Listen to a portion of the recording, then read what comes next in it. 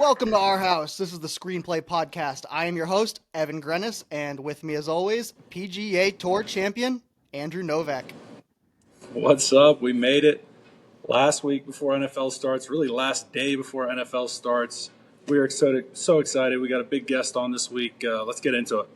Please get on YouTube, like, and subscribe at Screenplay_podcast. We are on socials at Screenplay_podcast. New episodes every Wednesday, 8 a.m., wherever you listen to podcasts.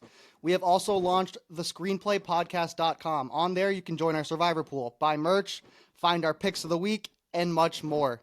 Like Andrew just said, we are honored to get a few minutes of this man's time. Very special guest. He spent over the past 20 years in the NFL holding positions like Director of Finance and Strategy, Chief Operating Officer of NFL Media, CEO of the NFL Network, and most recently, the Chief Media and Business Officer.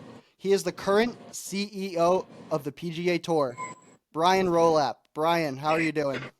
Good. How you guys doing? Great. Doing great, man. Really appreciate you coming on, taking a couple minutes to talk to us. I know you're a very busy man. You've been doing a lot over the past couple weeks, couple months, and we're just really glad to be able to spend a few minutes with you. Well, you're nice to have you. I'm never too busy to see Andrew, and I'm never too busy to talk football, so I'm good. Perfect. Let's talk some football then. So, Brian, looking up your background, you grew up outside of DC. Is it safe to say you're a Commanders fan, or has all this time in the NFL just really pulled you away from fandom in the NFL? It hasn't pulled me away from fandom from the NFL, but truth be known, I loved every professional team in Washington. There was no baseball in Washington. I was an Orioles fan at the time, but I never got behind the Commanders. I don't know what it was. They were great, but I think it was. I remember the day in 6th grade when they made us learn the song "Hail to the Redskins" in elementary school, and I didn't like the fact that they were forcing me to learn. So I decided to cheer for other teams. So that's the one Washington team I didn't grow up loving. But I've been in New York more than I lived in Washington, so I'm in a house full of New York Jets fans. Essentially, is what my house looks like. New York Jets fan. Yeah, it's been a tough time for not just the Jets, but New York sports in general. Yeah, it's been a bit. I mean, they got Super Bowls in our time, but the Jets. Yeah, well, the Giants have done well in our time, but you can you can tell a true New York fan because my kids they had a choice. They could be Giants fans or Jets fans, and they chose to be Jets fans. So I respect them for it. It's dedication. I chose to be a Panthers fan, so I kind of know some of this, although I can't really say too much. I've had 2 Super Bowls in my lifetime, 2 Super Bowl visits in my lifetime, which I guess is better than most. But Yep. So anyway, let's go.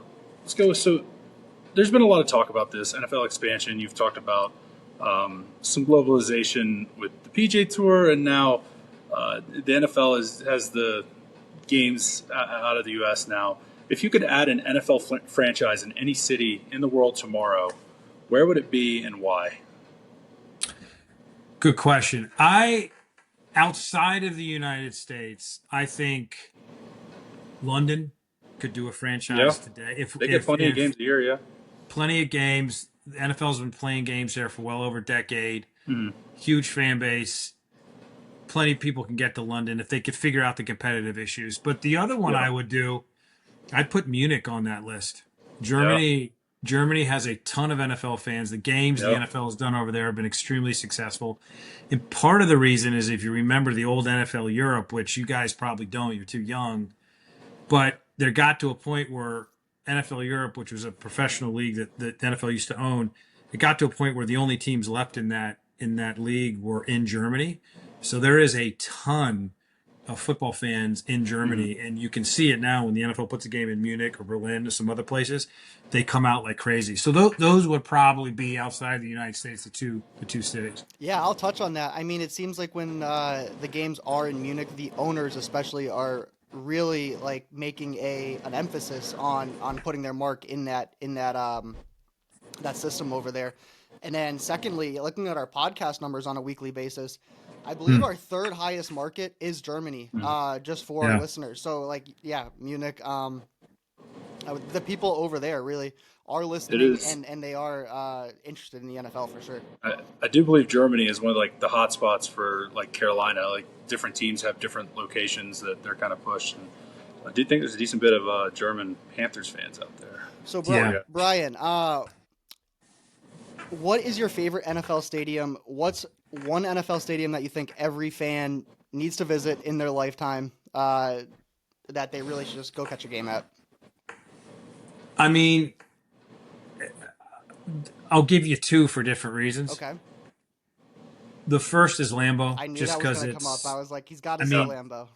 It's everything about it. The tradition of it, the scale of it, the fact that it's just in this neighborhood in the middle of this tiny town in Wisconsin. The fans are amazing. So Lambeau's got to be on the list for all those reasons. And then for different reasons, just go look at SoFi Stadium in Los Angeles. Like that thing, it is one of the newer stadiums. Mm-hmm. What they've built, the scale of it, it's sort of on the other end of the spectrum of Lambeau. Where Lambeau, you feel like you're going back in time. SoFi feels like you're going to another time altogether. And the technology in it and the scale of it is pretty remarkable. So they're two completely different stadiums, which is if you want to run the gamut and see a game and everything the NFL has to offer, start at Lambeau and go to SoFi. I love it. Yeah, I mean, I definitely expect you to say Lambeau. I can see that SoFi being one of the cooler new stadiums out there as well. All right, so we are a fantasy football podcast. I have a fantasy question for you. Fantasy football, it's one of the biggest parts of the NFL today. If two teams are playing and I don't hold interest in either one of those teams, fantasy might keep me watching that game. It keeps fans engaged. Do you see this becoming a larger part of the PGA Tour under your tenure there? I think it can be. Like, I think there is fantasy golf options now, obviously, but it's not as mainstream as, like, say, a fantasy football is. Yeah, I think there's fantasy and there's gambling, right? And increasingly there are different audiences. Like fantasy tends to be, at least in football, tends to be a lot more younger people, a lot more families do it, a lot more dads with their kids. And it's all about commissioner style, which is you're taking friends and you're getting together and you're doing something. That's completely different than gambling where, people certainly do it as they're older, they do it for other parts of their lives. There's a whole bunch of different bets you can do. You don't need 12 guys to do it with. It's just a different experience. I think it can be a bigger part of golf, especially as if you look at the participation of golf, it's going like crazy, especially among young people, and connecting them to the traditional golf game they see on television. I think gambling is going to be one of the ways to do it. Fantasy, I think, tends to be really hardcore golf fans. Right. Yeah, okay. And it's just, but gambling, look, Andrew's at a bachelor party. My guess there's a little bit of gambling going on this weekend anyway. So like people are doing it in the game anyway. Yeah. So I think there's going to be a lot of growth in that part of the game. I think fantasy isn't pushed as much with golf. If it was more of a thing to do, I think it would catch on. I do think that both fantasy and gambling lead a little bit towards just introducing players. I think when I've played well, obviously that gets my name out there, but I do think I've had stretches where I've played some decent golf and people notice because they'll bet me just to make a cut or something like that. It does help kind of familiarize, maybe not like the casual, but a little bit more of your hardcore fans with some of the lesser known guys on tour. Well, you see that in fantasy football, right? Like, absolutely. You'll take your Panthers if they're not. It's week 16 and they're out of the playoffs. There's plenty of people at Bryce Young on their fantasy team that they're gonna follow it, and we saw that in the NFL where people will watch more if they have fantasy and gambling. And I think golf's different. I think in golf we just need to make the regular season a little bit more understandable and simple for fans, so they can follow it a little better. It's hard to know what's on and when. But I think there's going to be a lot of growth in that. Brian, you've been quoted as saying the Red Zone channel might be the greatest linear channel ever created. I want to know, how did y'all come up with the Red Zone channel, and why do you believe it resonates so well with the fans across America? Well, I think the Red Zone channel, if I remember, the origins of it, a lot of credit needs to go to DirecTV back in the day, because when they had, years and years ago, when they had Sunday Ticket, I think, if I remember correctly, they got the idea from watching Italian soccer. Wow. I mean, I would And have never connected that. I might be misremembering it, but there's a guy who runs Fox Sports now who's a good friend and great, Eric Shanks, who was then at DirecTV at that point, and I think that's where they originally got the idea and brought it to the NFL, and then we expanded. So there's that great, what is it? It's that great expression: talent borrows, genius steals. I think the NFL stole it from Italian soccer way back in the day, 20 some odd years ago, and then grew it because it was on Sunday Ticket before it came to everyone else's cable system. But that's where it's created. I think the NFL's kind of perfected it. I think there's a small group of producers who do it, and they do an awesome job, and they know what they're doing, and it's complicated to produce, and they're great. You don't miss anything. And so I think it's one of the greatest linear channels ever created. I stand by that. So one of the things you've talked about now with golf is how important it is to have that parity, and how golf does have parity because there are various people that can win. And you've said that that is one thing you're very, very worried about at the NFL. Is there still something to be said, though, for having a perennial top team like the Brady Patriots, like how the Chiefs have been now, for everyone to kind of universally hate and to really unite everybody rooting against them? Yeah, I think it. I think it helps, right? Like, I think you know, the NFL is set up almost perfectly, from their economic system to their competitive system, to make sure that, with the salary cap and all the things, to make sure that every team has an equal chance of competing. And if the New York Giants are better than the Green Bay Packers, it's not because they're in a bigger market and have more money to spend on players. It's just because they take the same amount of money and make better decisions with it. And that's where you get it. But then you get dynasties that show up, like the Patriots or now the Chiefs. And I think both work great. And both work great for all the reasons you mentioned, Andrew, which is, you need your star teams. You need your breakouts. One, because people love them or they hate them, right? Mm-hmm. That always helps. John McEnroe had a quote that said, "Everybody loves success, but they hate successful people." There's some truth to that. Like, you somehow want to cheer against them. But also because what they're doing is so extraordinary, because the whole system is designed not for that to happen. Right. And so it just makes it that much more special. But when you look at the viewership of the NFL, the bulk of it is not just on Chiefs games, it's on everything else. And so you need everything else to be super competitive, even though every time you put the Chiefs on primetime television, everyone's going to watch. But what makes the league so successful is you can put Cincinnati Buffalo on TV and everybody will watch. And that's why parity really, really matters, is because it's the rest of the schedule, the rest of the television product, and not just, hey, we're going to put the Chiefs on, or we're going to put the Cowboys on, or the Patriots on in their prime, and that's the only thing people will watch. So you need parity, but having both makes it really work. All right. So speaking of the TV audience, you probably remember this a few years ago, and I don't know if this was on the TV end or on y'all's end. The NFL tried the Madden View on your coverage a few times. Now, it definitely had some pushback. Some fans were confused by it. I thought it was kind of cool. You could see the field a little better, especially like seeing routes develop. Maybe if it was zoomed out a bit more, you could see all 22 a little bit better, which with my football analytical mind, I really loved all 22. Do you think there's still like some potential future for that, or was the pushback too much from the fans?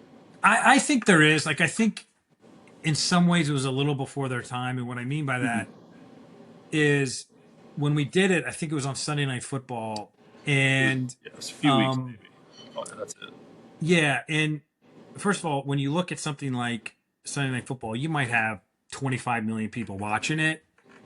And if you looked at it, the younger people kind of got it, who played a lot of Madden, but the bulk of the audience did not play Madden. Like the vast majority of 25, and they just didn't sort of recognize it as a sort of a Madden view and didn't love it. But also, second, what we've learned, and it wasn't just the Madden thing, but the NFL's done other alternative productions.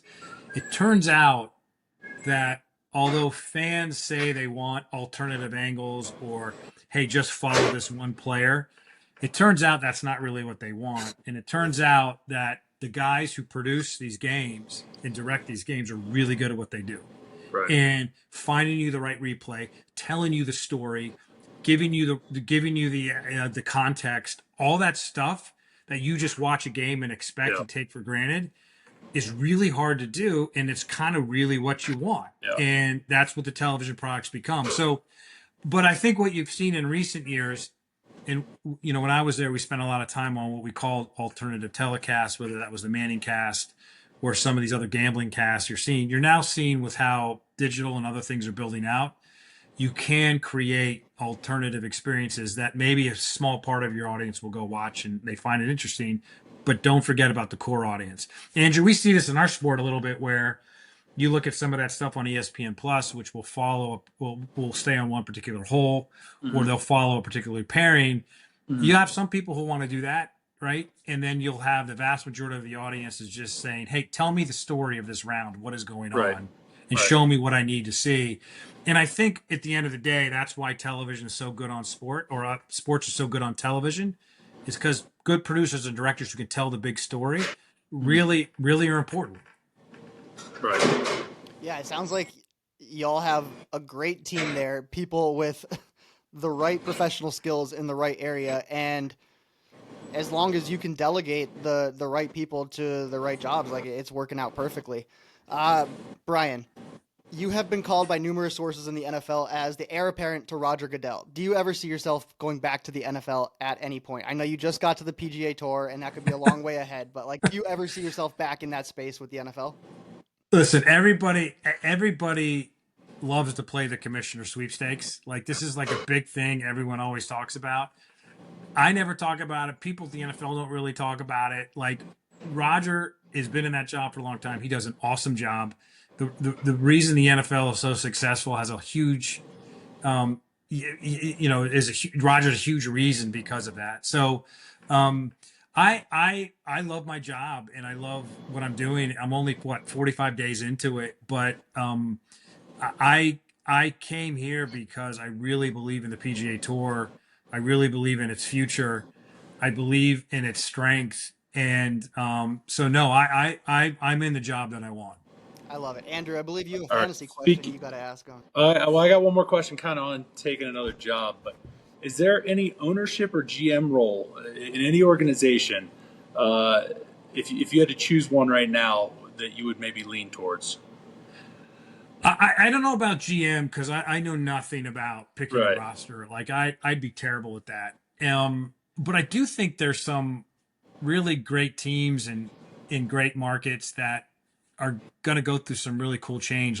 I think the Chicago Bears is something to keep an eye on. Yeah. They're going to get a new stadium. New stadium, yeah. They've got their quarterback. Well, they just gave the GM a new extension as well, I believe, this offseason. And he's great.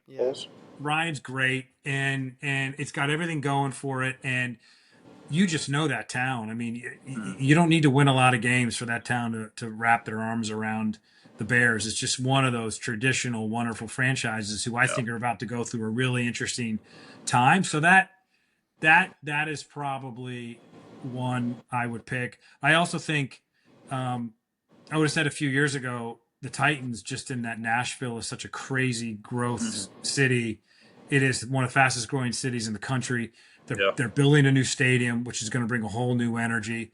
And if you wondered what kind of town that would be, just go back and look at the pictures of when the NFL did their draft in Nashville. It was unlike anything I've ever seen. And so I think that is another city and a franchise that they haven't had as much winning as some other ones, but I think could grow significantly.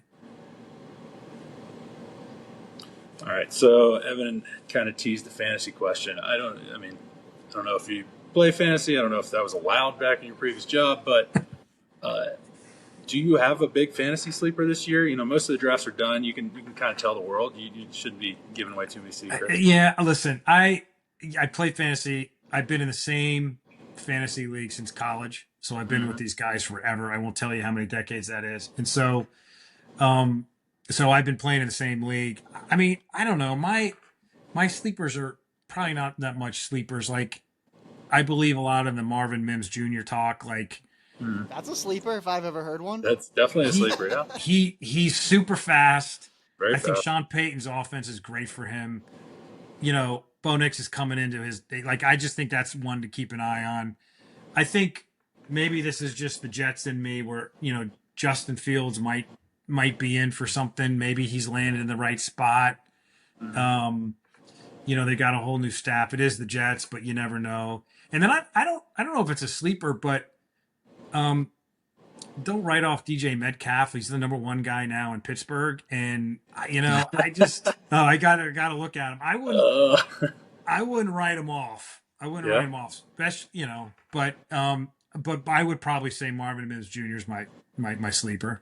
I did a lot of research this summer, and I felt that exact same way about Marvin Mims coming into this season with Bo Nix and Sean Payton in the Broncos offense. Not like a top 20 wide receiver or anything, but I had him floating into the 30s on in fantasy draft. So yeah, definitely a sleeper.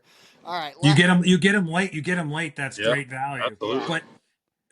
But why did you turn your nose up at my DK Metcalf guy? He's just a hater. Is he? Well, All right. well, if you ask Andrew, you'll say Aaron Rodgers, known wide receiver one spammer. He spams his wide receiver ones. Listen, you might be right. DK might have a great year. Aaron might have a great year. I could be way off. I think something with Aaron Rodgers, DK Metcalf. It just feels a little off for me. Maybe it's a vibe thing. Maybe it's not the numbers, but You just don't want to watch the Steelers' offense to see how your I guys. think what happens is I think that's what it is. I know I should be indifferent, but I think Steelers are maybe one of those teams I tend to hate watch a little bit, where like I enjoy seeing them perform poorly. So you can see my Patriots stuff behind me. I think that's one of the teams that maybe my views fall over into their actual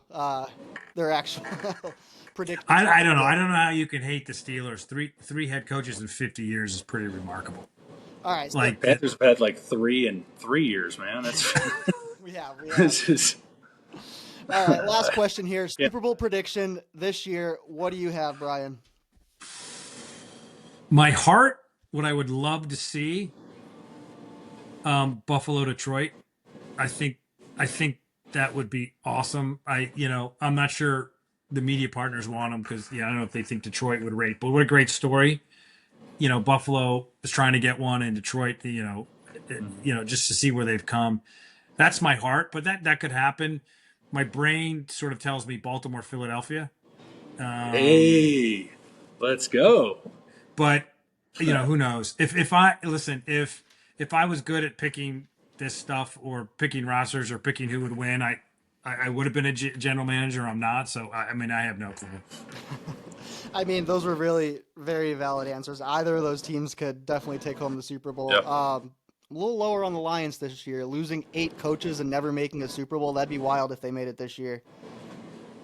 Yeah, it's always it's a copycat league. You always know someone's doing something right if your coaching staff gets rated, right? Absolutely. That's usually a telltale Except sign. the most important one, that's for sure. Well, that's when you find out how good he is, right? If he can reload his coaches and, but that's why it's my heart. I would just love to see it. Well, Brian, we appreciate you taking the time, stopping by the Screenplay Podcast, talking to Andrew and I, letting our fans hear you talk about your experience in the NFL. We really appreciate it. We're honored to speak to you today.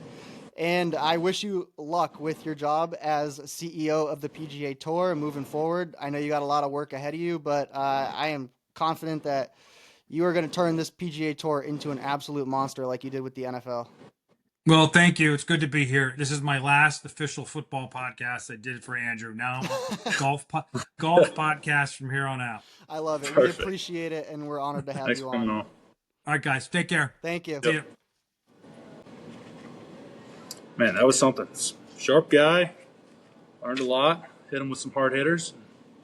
got some good answers. He's really good at seeing the questions coming before they're even asked. Like if I'm asking a question, he knows what I'm trying to get at before he sees through the question as to what you're trying to get at. All right. NFL Top 100. We've been talking about this a little bit over the past couple of weeks. Last week, I called you the Daniil Hunter of the PGA Tour. He was ranked number 25 on the top 100 list. You came back and you said, actually, I finished 15th on the points list. So we got to wait for the 15th best player to come in.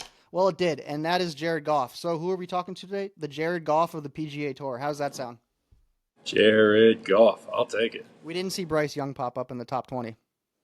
No, I can't believe it. Maybe next year. All right, so this is the top 10 of 2025. It came out. This is the actual list. I'm going to read it down. We got Saquon at 1, Lamar, Josh Allen, Jamar Chase, Patrick Mahomes, Joe Burrow, Derrick Henry, Myles Garrett, Justin Jefferson, and Patrick Surtain finishing it out at number 10. I'm going to take you through my personal list. Andrew's going to take you through yours. Why don't you start? What do you got? What's your top 10 of 2025? Are we starting at 1? Whatever you 10? like. All right, I'm going to go ahead and start at 1, but I'm going to preface this that 1 through 3 felt very difficult to me because I've got 3 quarterbacks, and I feel all of them have good arguments. I'm actually giving Lamar Jackson the nod at number 1. I know the postseason victories, the Super Bowls haven't been there, but with what he's had around him, I know he had Derrick Henry last year, but he's pretty much never really had much of a wide receiver core. He makes it work year in, year out. He can absolutely ruin game plans. He is the best player in the NFL. I believe that. Second, I went Patrick Mahomes. Easily could be Josh Allen. I've got Josh Allen at 3. Tough call there. Patrick has the Super Bowls, although I didn't bump him ahead of Lamar for it. I don't know. This is just kind of how my feeling went with it. That is a very, very tight 1 through 3, and then I think there is a significant step down. Not significant, but definitely a gap from 3 to 4. Those guys kind of separated themselves. At 4, I'm going Myles Garrett. I think he's the best defensive player in the NFL. Simple as that. He can wreck game plans. Number 5, Jamar Chase, the best playmaker in the NFL. He does crazy things with the ball in his hands. He's a freak. 6, I'm going Patrick Surtain. This might be a bit early. I know he was 10th, but top cornerback, he should be in the top 10. I think he is the premier lockdown corner in the NFL. He basically locks down one side of the field, locks up one player, and they're pretty much not going to be doing much that week. Number 7, this may surprise some people, but I'm going Penei Sewell. Offensive tackle is a massive position. It is paid that way. NFL teams definitely appreciate having good offensive tackles in the way that they pay them, and I think that he is the best of them. I think he made that Lions offense work last year. They can use him in so many different ways. He can run through you. He can run around you. He can get out in space. He can do so much for the offense. I think it allows the offensive coordinator that much flexibility. Number 8, he's been dinged up, but I'm still giving him the benefit of the doubt. TJ Watt, I'm sneaking him in there. Absolute game wrecker. I'm looking past some injuries here, but when he's at his best, I think he's still in there. Number 9, this is definitely going to surprise some people, but I'm going Dexter Lawrence. He is flat out the best defensive tackle in the NFL. I really don't even know if it's particularly close. His double team rate is like about 75%, which is almost 10% higher than any other defensive tackle in the NFL, and he still puts up crazy numbers. He has the best 1v1 pass rush rate in the NFL when he's only single teamed. And I mean, that just doesn't happen much because teams know if they don't put 2 guys on him, he will ruin the game. Basically you are playing offense 10v11 because you're having to stick 2 guys on him every single play. That is just an absolute luxury to have. I think he's very underrated. I think he very much makes that Giants defense work. And then 10, kind of in the same vein, I'm going with a guy that just can do everything for the team, maybe a little bit underrated as a position, but I'm going George Kittle. He is just flat out the best tight end in the league. He's maybe the best blocking tight end in the league. He's probably one of the best catching tight ends in the league. He makes that offense work. If you look around the league, a lot of the best teams in the league happen to have good tight ends. I don't know what it is about that position, but it just breeds good offenses and winning if you can have that because it's just the ultimate mismatch. And I think George Kittle is the premier tight end in the league. I like it. Yeah. I think you had Mahomes a little high for me. Maybe Surtain a little high for me. I'm gonna go on my list. I'm starting with Jamar, Triple Crown winner. I think there's only been 12 or 13 of them, so I gotta go with Jamar there. Number 2, I'm gonna go Josh, MVP season. You can't really argue. Josh has probably got to be in the top 3. At Yep. 3, I'm gonna go Saquon. Last year he finished 8th all time in rush yards. Probably could have finished with more if he really wanted to. 4, I got Lamar, 4,200 pass yards, almost 1,000 rush yards. That's crazy. 5,000 combined yards there. Insane. At 5, I got Burrow. He almost threw for 5,000 yards last year. Just, it's quite insane. Myles Garrett at 6. I think you had him up there, probably higher than that. But yeah, we both got Myles. F4, yeah. We both got Myles Garrett there in those top couple. Top rated defender the past 2 years. At 7, I got Trey Hendrickson. He had 3.5 sacks, more than the next guy on the list last year. He had 17.5. I think Myles Garrett had 14. So 3.5 more than the next best guy. You got to make that list. At 8, I got Derrick Henry. Last year, he almost had 2,000 rush yards. We'll see if it continues this year. At 9, I got Patrick Mahomes. Just like an average year for him. So, top 10. He's probably still the best quarterback, but just an average year for Mahomes losing in the Super Bowl. And then at 10, I got Patrick Surtain II, top-rated cornerback, lockdown. Pretty similar list. If you go out to 11 through 15, you'll find some of the players Andrew said, some of the players on the top 10 list. But pretty similar there. What do you think of that? Yeah, I think the biggest thing is I just didn't have a running back in mind.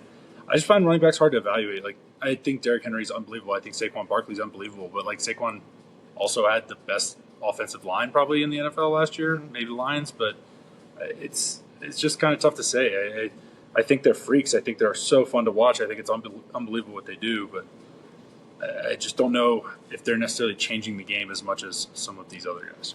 All right, let's get into this segment. This is probably going to be one of my favorite segments of this episode. This is called Cap Hit Questions 2025. I'm a big cap hit guy. I'm a big general manager cap hit looking at this stuff. Last year, the salary cap was $255 million. This year, it's gone up, obviously. It is $279 million. So I'm going to give you a question. You fill in the blank. Question number 1. Blank is the largest cap hit in the NFL. Sean? No, we're going Dak Prescott. Dak Prescott is the largest cap hit at $50.5 million. This is the second year in a row he is leading that list. Oof. Number 2, Kirk Cousins is the blank largest cap hit in the NFL. With what they paid him, I don't know, probably, is he top 15? Oh, yeah. Top 10? Oh, yeah. What, like 6? 6th. Oh. 6th. Kirk Cousins is the 6th largest cap hit in the NFL at $40 million, and he is likely not going to see the field. Number 3, blank is the highest non-quarterback cap hit this year. Was Micah an extension? It's not Micah. So it's not Micah. Largest non-quarterback. Chase? It's Max Crosby. He is number 9 on cap hit at $38.1 million this year. Okay. Number 4, Deshaun Watson is the blank highest cap hit in the NFL. Like, I don't know, in second. He's number 12 this year at $36 million. Okay. It's still pretty bad. Was it front-loaded or something? Yeah. Okay. Yeah. Last one here. This wide receiver is the highest cap hit for a wide receiver this season. Oh goodness, that's gonna be not good. This is a tough one. You were high on this guy this year. Can I get a conference? AFC South. That's a division, but I'll take it. Oh goodness. Calvin Ridley? Calvin Ridley is the highest cap hit wide receiver in the NFL this year. Perfect. Well, he's going to be the highest fantasy point scorer this year. So he better perform with what he's taken off the salary cap. He better perform because he's on every team I got. He's a $28 million cap hit this year. So he needs to play well this year. All right, Screenplay Podcast Week 0 Power Rankings. I'm gonna be honest. I don't know. Do I call this Week 0 or do I call it Week 1? I was struggling when I was doing NFL Week 0 because it hasn't started yet. I think Week 1 because next week would be after the first game, so it'd be Week 2. Screenplay Podcast Week 1 Power Rankings. Here we go. I'm gonna read them down. You can comment on them after. At number 10, we got the Lions. Elite roster. Coaching turnover everywhere. Can Dan Campbell keep the culture going? At number 9, we got the Chargers. Herbert, Harbaugh. Can they take the next step? Solid run game and a solid defense. At number 8, I got the Tampa Bay Bucks. Baker had a great year last year. I expect it to continue. They got a solid defense. They got a great offense, and they got a weak division. At number 7, we got the Commanders. Jalen Daniels, year 2. Upgraded defense. Got Debo in there.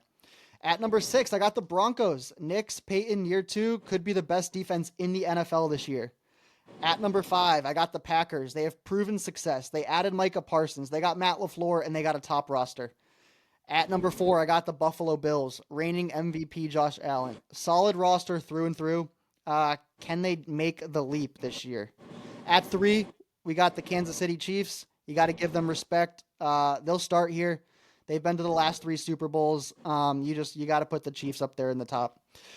At number 2, we got the Baltimore Ravens. Lamar, Henry, Todd Monken, year 2, bolstered up defense. The Ravens defense is going to be strong this year. Could be a real good year for the Ravens. At 1, we got the defending Super Bowl champions, the Philadelphia Eagles. They're basically returning the entire offense. They have an elite defense. The tush push is still available. Eagles at 1. When I go down this list, we got 5 teams in the NFC, 5 teams in the AFC. It didn't mean to be that way, just how it is. What do you think of that list? Yeah, I think the NFC was stronger than the AFC last year, but I think the AFC has had some teams that have made some nice jumps this offseason. So I would not be surprised to see that gap shrinking, and I would not be surprised to see kind of a little bit more balance between the conferences. It's got to be more balanced this year. Last year, the NFC and the AFC were so lopsided, and Yep. I see it being much more balanced this year. Speaking of which, let's get into our final AFC and NFC seeding predictions. Throughout the past few weeks, we've gone through the schedules, so really it's just a matter of looking at what you had these teams at and seeding them out. Why don't you start? Take us through your AFC, take us through your NFC seeding.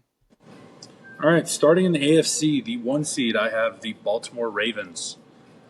2, I have the Buffalo Bills. 3, I have the Kansas City Chiefs.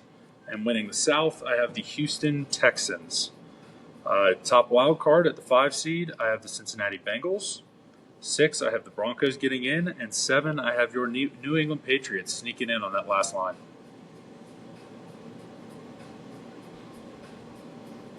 Take me over to the NFC. Going over to the NFC, the 1 seed, I have the Philadelphia Eagles. 2, I have the Green Bay Packers. 3, I have the San Francisco 49ers. And winning the NFC South, I have the Atlanta Falcons. The top wild card at the 5 seed, I have the Detroit Lions. 6, I have the Washington Commanders. And 7, I went back and forth on this for a while. I ended up going with the Los Angeles Rams. Yeah, I like the Rams. Please stay healthy, Stafford. So what do you got? All right, on the AFC side, I have the Bills taking that 1 seed at 13-4. Under that, I got the Ravens in the 2 seed. I have the Broncos winning their division at 12-5, taking the 3 seed. And then I got the Texans in the 4 spot. I got the Chiefs in the 5 spot. I got the Bengals in the 6 spot. And then I have the Chargers finishing up there at 11-6. Unfortunately, I have my Patriots having a pretty good season at 10-7 and missing. I have them missing the playoffs at 10-7. I think the AFC is just a lot better this year. It's going to be unfortunate when it happens, but that's what we have. Okay, over into the NFC. The NFC. I got the Bucks at number 1, 13-4, taking the 1 seed. At number 2, I got the Commanders winning their division, 12-5. 3 seed, I got the 49ers at 11-6. And 4 seed, I got the Packers at 11-6. In the 5 spot, I got the Eagles, 11-6. Rams, 6 seed, 10-7. And at 7 seed, I got the Seahawks sneaking in at 9-8. Lions, Bears, Cardinals, all missing the NFC there at 8-9. Wow. So I have Tampa Bay missing the playoffs, and you have them as the number 1 overall seed in the NFC. We will find out how that goes. I'm very high on Baker. I'm very high on the Bucks. They got a bad division. I think the Bucks absolutely take the 1 seed in the NFC this year. I don't know how they're going to miss the playoffs. Panthers beat them twice. So. All right, let's take me over into your Super Bowl prediction. So we got our AFC, we got our NFC. Who is in the Super Bowl? I wanted to go with Brian. I wanted to go Eagles and Ravens, but I actually I'm going with the recency bias. I'm gonna take Packers and Ravens in the Super Bowl. All right. And who do you got winning that? I do have the Ravens taking that. I think it's their time. Okay. This is one of my favorite things to look at every year. It is quarterback cap hits on the year. So in 2023, I say this every year, Patrick Mahomes set the record for the highest cap hit to ever win a Super Bowl at 17.5%. Tom Brady, when he won the Super Bowl in 2019 and 2021, his cap hit was 12.5%. The average cap hit for a quarterback to win the Super Bowl is about 10%. So when we look down this list, you can start looking at quarterbacks who are making about 10% and have a solid O-line. When I'm looking at that, I got Allen, I got Goff, Love, Mahomes, Baker, Rodgers, Hurts, Daniels, Purdy, and Stroud. I cross Goff off of that list because they have 8 coaches getting turned over. I cross Rodgers off that list because I see there's no way they're winning a Super Bowl. I cross Purdy off that list. I don't think it's happening this year. And I cross Stroud off that list. I don't think that's happening this year. That leaves me with Jaden Daniels, Hurts, Baker, Mahomes, Love, and Allen. Out of looking at those, you go to teams with top O-lines. That leaves you on the AFC side with the Bills. I got the Bills in the Super Bowl. And I got them playing the Packers. Jordan Love is on 10.6% cap hit. They are a great team all around, and they just added Micah Parsons. So I got Bills versus Packers in the Super Bowl, and I have Packers taking it home this year. It's not what I saw a couple weeks ago, but doing the math out, doing the numbers out, that's what it is. Packers taking it home. You didn't like that when I texted that to you the other day. No, I didn't, but it's nice to see you came around. Adding Micah Parsons, doing the numbers out, looking at the division, the games. I feel like this is their year. All right, let's get over into fantasy football. Everyone's got their teams set. Week 1 starts. Who you got? Who's a good start this week? Starting off, got to have a homer pick. If you draft him, you're probably starting him anyway, based on where he's been going recently. But Tedero McMillan for the Panthers, playing the Jaguars. Their secondary was not good last year. I don't think it's going to be good again this year. He's going to get the ball. Thielen's gone now. I think you got to get him in there this week. Next on the list, I'm going Jerome Ford for the Browns. They're playing the Bengals this week. Another not good defense. The Browns don't have a lot of weapons. Judkins not ready yet. Sampson might see some work, but he's a rookie. It's his first game. I think Ford's going to get a decent bit of work this game. I think you can start him pretty comfortably. And then lastly, you might not like this, but I'm going George Pickens. They're going to have to throw the ball a lot against the Eagles this week. And I feel like if there's a week for it, this is the time. You're not wrong. I looked at it and I'm like, you know what? When the Cowboys are losing, they're probably going to be throwing the ball. I'm not high on Pickens, but if you want to start him this week, I am absolutely for it. I'll take you over into some week 1 starts for me. I'm going to start you with some tight ends. I like Njoku versus Cincinnati. Flacco and Njoku is a good mix. I like Mark Andrews versus Buffalo. Isaiah Likely is out. Mark Andrews is looking at a lot of work. I really also like Colston Loveland versus the Vikings. I think Ben Johnson, right out of the box with his new tight end, just gets him going and gets him going quick. For defense, got to get your Broncos D in there versus the Titans. I really like Ricky Pearsall this week versus Seattle. I think he's going to take a ton of targets with a lot of the injuries happening to the 49ers offense right now. Mm-hmm. I really like Jaylen Warren week 1 versus the Jets. Might even look at Jaylen Warren touchdown. You're going to say, why are you talking about Jaylen Warren? He just signed a 2-year extension this week. So I think he's going to be feeling pretty good. And I think he's going to have a great week 1. 2 other players here I'm slotting in. Emeka Egbuka with Godwin out. I think he has a strong start to the season. And then lastly, you're going to be like, should I really start this guy? And the answer is yes. Josh Downs. Daniel Jones is going to spam slot hit him all game. So, even if the Colts are bad or losing or winning, whatever, Josh Downs is probably going to get 7-8 targets from Daniel Jones. I think he's projected for 10.8 points on Sleeper. I could definitely see him going over that week 1. Yeah, I like those. Week 1. Go for it. Heading over to the sits. This is a game I just picked. Javonte Williams, I know he caught a bunch of balls for the Broncos, and there's a chance he could catch a decent bit of balls in this game against the Eagles because they'll probably be down. But I'm still not really sure how that backfield is going to shake out. It's possible Miles Sanders sees work. It's possible Jaden Blue sees work. So if you got Javonte Williams, I know that there's a chance for kind of some shootout action in that game. I think it's too risky to start him without really knowing how that's going to look. Next is a player I actually do like. Tyjae Spears is hurt. Tony Pollard should seem good, but they're playing the Broncos this week. I don't think he'll be very efficient. I think he can get you 10 points, a couple catches, probably 18, 20 carries. Like, he's going to get a lot of work, but I just don't know how the upside is going to be in a game that I do expect to be a little bit tough for that offense. And then I'm going against Brian here. I've got DK Metcalf sitting against the Jets. I think Sauce Gardner's locking him up. I know they're going to be trying to get him the ball, but I think it's an ugly start for the Steelers. All right, this is a player we both love this season, but Calvin Ridley, week 1 versus the Broncos, and Patrick Surtain, it might be rough. I couldn't put him in there. Yeah. I knew it was there, but I couldn't put it. I'm starting him in every league. I can't put him in sets. Like, I might bench him this week just because of that situation. I can't. I don't have anybody. I know. All right. Jalen Hurts versus the Cowboys week 1. I see the Eagles absolutely blowing out the Cowboys, and this might be a game where, Hurts just doesn't have to do anything. It's going to be hard to sit Hurts, but, what if he puts up 14 fantasy points? I would not be shocked. I don't see him having to do a whole lot against this Cowboys defense to take home a win in week 1. Cortland Sutton versus the Titans. I don't think the Broncos are going to have to throw the ball very much at all. I think this is going to be a just straight up Broncos defense game, and the offense might not even have the ball that much.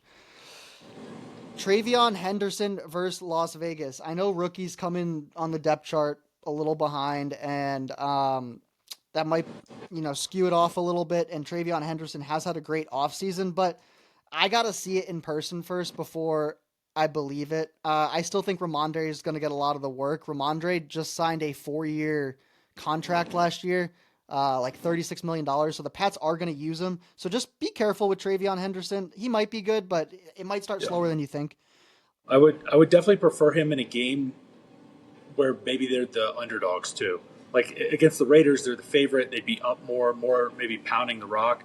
Travion's more of the guy you want if they're playing catch up. A lot of passes, stuff like that. I think you're going to see, especially early on, more value out of him on the pass catching front. That's a good note there. Be careful with Jerry Jeudy. He had great stats last year, but that's when Winston was targeting him 18 times a game. So probably not going to get 18 targets a game. He's got Flacco. So Jerry Jeudy, just be careful with him. His projections could be all over the place this week. And then the last one I got week 1 sits is Chris Olave. If Chris Olave came in with week 1 2.4 fantasy points, would you be surprised? If he makes it through the game, I'll be pleasantly surprised. That is pretty grim there, saying that, but okay. So bad for him. All right, that was our week 1 starts and sits. Let's get over into the gambling. All right. We gotta go through our season predictions, season awards. Oh wait, no, that's at the end. My fault. Carry on. All good. Yeah, let's get over into the gambling. So we have been doing this for 2 years. We are on season 3. Andrew and I both have winning records through 2 years. I am 71, 60, and 1. That is a 54%. Andrew is 66, 49, and 3. For a 57.4%. Pretty good through 2 years. I'm going to take you through the schedules here. I'm going to read the lines, and then we're going to give you our bets. So, week 1 NFL. Tonight, Cowboys at Eagles. Eagles favored by 8.5. Friday, from Brazil, we get Chiefs and Chargers. Chargers are getting 3 points. On Sunday, 1 p.m., Steelers at Jets. Going to be, that's a good game. Steelers at Jets. Jets +3. Dolphins at Colts. That's a pick'em. Panthers at Jags. Jags -3. Giants at Commanders. Commanders -6. Bengals at Browns. Browns +5. Raiders at Patriots. Patriots -3. Cardinals at Saints. Saints +6.5. Bucks at Falcons. Falcons +2. We're going to the 4 p.m. window. Titans at Broncos. Broncos -9. 49ers at Seahawks. Seahawks getting 2.5. Lions at Packers. Packers -2.5. Texans at Rams. Rams -3.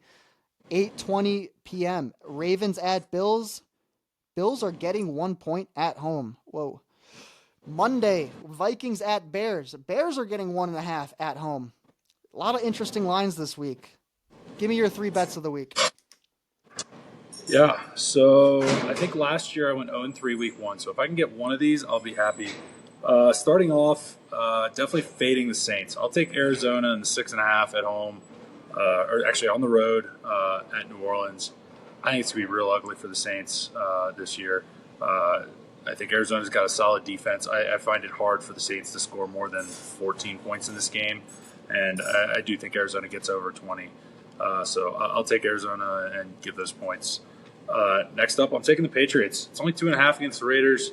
I like the Patriots a lot this year. I think they cover that. It's a home game. I feel pretty comfortable on them taking that one. And then lastly, I'm going that Monday night game. The Bears given 1.5 at home. I think there's going to be a lot of hype. That is going to be a crazy crowd. I think the crowd's really going to be feeding them a lot. Ben Johnson's going to have his best stuff out. I think the Bears take that game. That Bears one was tempting me because J.J. McCarthy is on the road as a rookie minus points. I like the Bears were up there. I didn't take them, but I was thinking about it. All right, my first bet. I locked this in on August 5th, so that's why it's a little bit of a cheat. I got Broncos minus 7.5. I put 2 units on this. I know it's up to -9, but I locked this bet in a month ago, actually. That's pretty degenerate. You called it on the show. It counts. Yeah, I called it on the show. That's pretty degenerate of me, but I did lock in a 2-unit bet a month ago. So I got Broncos minus 7.5. Could potentially be my survivor pool pick. I am going to go Texans +3 at the Rams. I think the Texans win this one straight up, but I will take them with the points. And then last one I'm taking is Seahawks +2.5 at home. The 49ers have a lot of injuries. Seahawks have been very quiet this offseason. I think they get their win at home to start the season. So those are our bets. Lock them in. All right, now we are getting into the year-long awards. Why don't you take me through, what do we got? 6 year-long awards here. Just take me through your 6 that we gave out. Absolutely. Starting off with the Offensive Rookie of the Year, there's one answer here. It's Cam Ward, the GOAT. Number 1 overall pick. I think he has a great year in Tennessee. I think they start off slower, but I think he definitely hits his stride. I think, using Calvin Ridley, I think he puts up some good numbers and gets it kind of going on the back half of the season and definitely catches everyone's eye and wins this award. Next, Defensive Rookie of the Year, Abdul Carter. I think he runs away with it. I don't think this one is particularly close. I think he's just that good. I think he's going to put up crazy numbers for the Giants this year. Let's see. Offensive Player of the Year, I'm going Lamar Jackson. I'm big on the Ravens this year, and with that, Lamar Jackson. And then Defensive Player of the Year, I've got Patrick Surtain.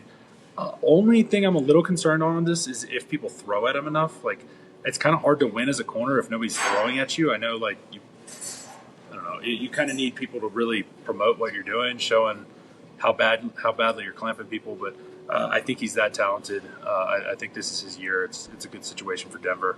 The passing yard leader. I'm going back with Joe Burrow again. I don't think this defense got really any better. So they're still going to have to throw the ball a ton. And, I got Joe Burrow doing that. He's got 2 aliens he's throwing the ball to. That always helps. And then the rushing leader, there are obviously some offensive line injury concerns, but I'm trusting the talent here. I'm going Bijan. I think he gets it done. Saquon, probably going to be up there, but I don't know. I think Bijan really takes that next step this year and leads the league in rushing. Yeah, I'm in agreement with a lot of what you said here. Offense Rookie of the Year, Cam Ward. I'm not high on the Titans, but if the Titans do go off and win like 8+ games, it's going to be hard for Cam to not win Offensive Rookie of the Year. Defensive Rookie of the Year, Abdul Carter. I think that's an easy pick. It's +225 right now, and I could see him running away with that. Offensive Player of the Year, I got Jahmyr Gibbs. Seeing them, I got him losing some games this year, and hearing that he's going to be lined up out of the slot a little bit, like I could see him putting up some stupid numbers. So I got Jahmyr Gibbs for Offensive Player of the Year. Defensive Player of the Year, I got Jared Verse. Last year was his rookie season. I think this year he takes a big step up again. Gets that Defensive Player of the Year award. Pass yard leader, I agree with you. It's got to be Burrow. I really wanted to put Baker Mayfield there, but I think their defense is just too good. I think their team is too good for him to be throwing for that many yards. So, yeah, I like Burrow again taking passing yard leader, and I agree with you. Rush yard leader, Bijan Robinson. He's +950, but I think this was the year that he leads the league in rush yards. I think Saquon comes back a little bit. Those were our year-long awards. We'll see how they do at the end of the year. All right, Survivor Pool. I gotta get this checked out as to when it locks in. I'm gonna be honest. I don't know if it locks in at tonight for the game or on Sunday. But I mean, it's possible it lets you wait all the way till Monday and just pick that game too. it might. I don't know. But if you guys have not signed up for our Survivor Pool, get in there. Do it now. Spots are filling up. We've already got over 150 people in there. There is a $0 entry fee. We are doing $500 cash to the winner. How do you sign up? You go to the screenplaypodcast.com. Up there, you'll see a tab. It'll say Survivor Pool. You click it, sign up. No entry fee. $500 cash winner. You're going to pick one team every week. If that team wins, you'll move on. I have no idea how long this contest is going to go. Could be 6 weeks, could be 14 weeks. We'll see, but it's going to be fun. Depends on how smart our listeners are. Yeah, I don't think we're going to give our Survivor Pool picks out on the episode because then everyone's going to copy it. But we'll definitely talk about them next week when we come back in. And I'm definitely still alive, and Andrew is. We'll see if he's still alive. Cam Ward's going to end you week 1. It's going to be beautiful. Oh, man. If Cam Ward wins week 1, he will be ending a lot of Survivor Pool hopes. Don't bet against Cam Ward week 1. Go ahead and watch that Florida Gators film from last year. All right. Thank you to Brian Rolapp for taking time to speak with us. Real honor. Don't forget to check us out on YouTube at screenplay_podcast. Like and subscribe. We're on socials at screenplay_podcast. Next week, we will be back to our normal Wednesday 8 a.m. slot. We appreciate all of you listening. Enjoy the Eagles crushing the Cowboys tonight. We're finally here. It's been a while. It's been a long offseason. Been weeks of preseason, but we're here. Andrew, any last words? No, I'm just so excited for football. I'm ready, and we'll see y'all next week. All right. Appreciate y'all listening. Appreciate Brian Rolapp, CEO of the PGA Tour, coming on today, and we will see y'all next week.